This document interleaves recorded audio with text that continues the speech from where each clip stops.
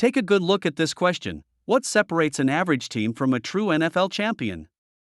Renowned analyst Daniel Jeremiah dropped a bombshell on social media with the exact criteria for building a championship foundation. We're not talking about filling the entire roster with superstars, but rather securing 12 strategic positions that give you a real chance of lifting the trophy.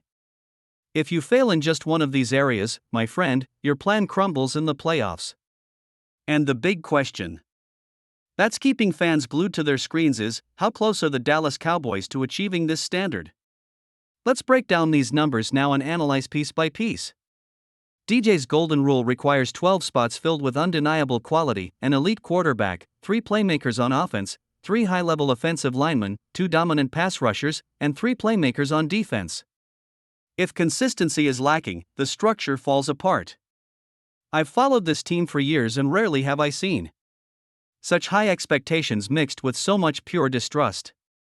Before revealing the full verdict for each sector, I want your honest input below. Like the video to strengthen our community and comment: do you believe the Dallas Cowboys have the roster to reach the playoffs this season? Type Y for yes or N for no. Let's open the debate with full force, because things are going to get heated and the data I have to show you will completely change how you see our team this year.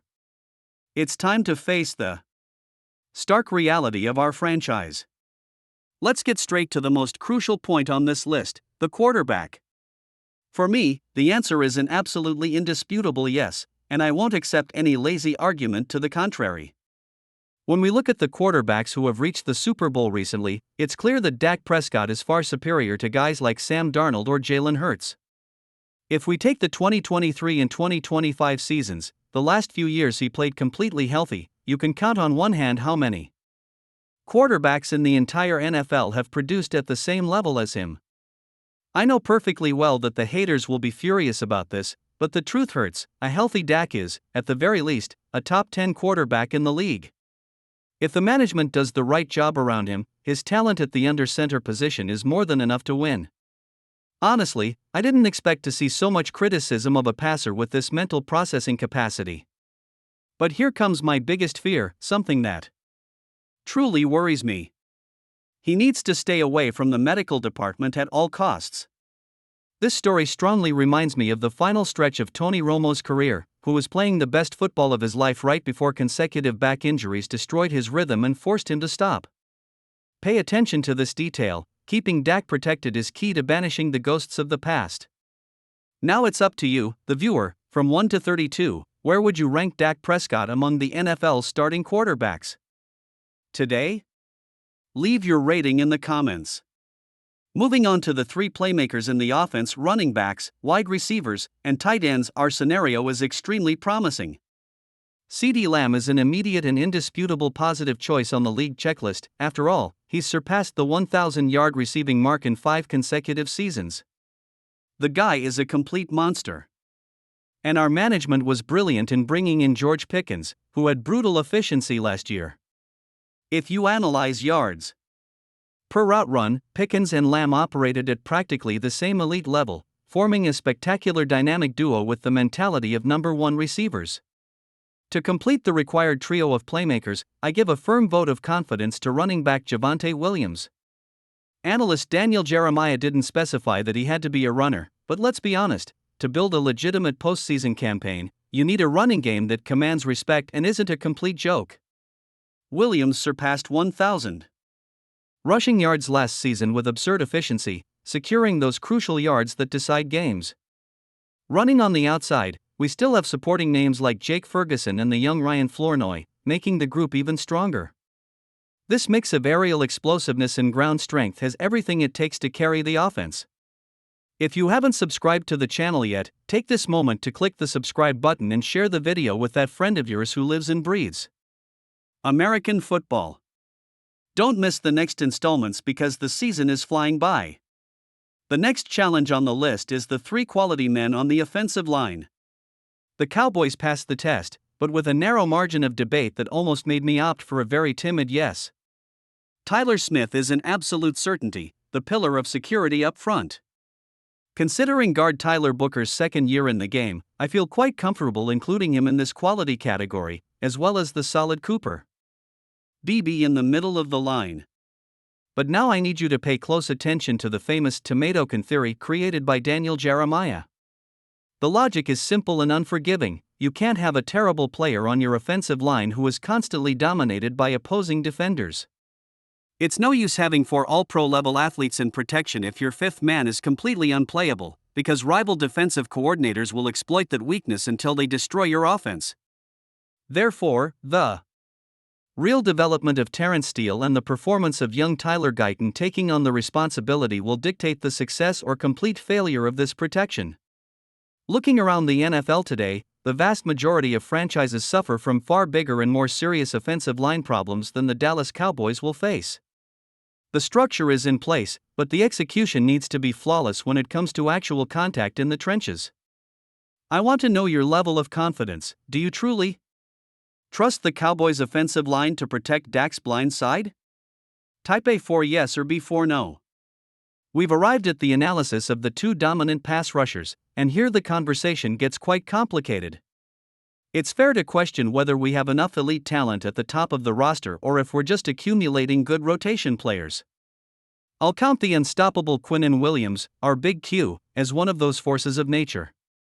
Since he joined the team, he's registered a spectacular 16.4% pressure rate. His impact breaking the pocket through the middle is clear, although some criticize the raw number of only 2.5 sacks. The experienced Kenny Clark, with his 9.5% pressure rate, clearly no longer occupies the same level of dominance at this stage of his career and falls outside this elite group. Realistically, we have a very high-level pass rusher on the interior of the line and desperately need someone to emerge on the edges of the defense to fill the second spot. All bets are on Rashawn Gary's development. He started last season flying high, averaging 1 sack per game in the first 7 matches, but faded and his performance dropped in the last 9 games of the year. If we want to reach our goal, Gary or the young players Donovan Ezeruaku and Malachi Lawrence will need to consistently take on the leading role. Without a second aggressive quarterback chaser, our defense will suffer in the silence that precedes the opponent's pass. The rotation exists, but elite efficiency is still a big unknown that keeps me up at night. To complete Jeremiah's criteria, the defense needs to guarantee 3 legitimate playmakers, those guys who steal the ball and change the course of the game with a snap of their fingers. The first name on my list is the spectacular rookie Caleb Downs. He just came from outside, he's a rookie in the league, but the expectation surrounding his football is so absurdly high that I put him in the group without hesitation. The second should be Darren Bland. But the truth needs to be told, after that magical 2023 season full of interceptions and pick-six records, he only managed 1 interception in the following 19 games. Can he recover that elite form? Hopefully, but there are no guarantees. That's where the unpredictable Kobe Durant comes in, a player in the pure feast or famine style. Durant manages to pull off crucial turnovers, but also gives up fatal big plays right afterward, demonstrating a dangerous inconsistency in the postseason.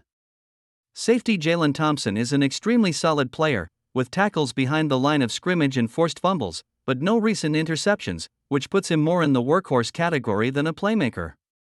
We still have the talent of linebacker DeMarvion Overshown, who played very well in 2024 but declined drastically after suffering injuries and facing a horrendous defensive scheme the following year.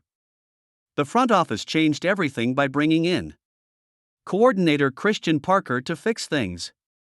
On paper, there are 12 new players on the defensive roster, and if half of them succeed, the leap in quality will be gigantic. Now let's confront the ghost that haunts every Cowboys fan, the dismal postseason performance. It's no use filling out Daniel Jeremiah's checklist if the team chokes when it really matters.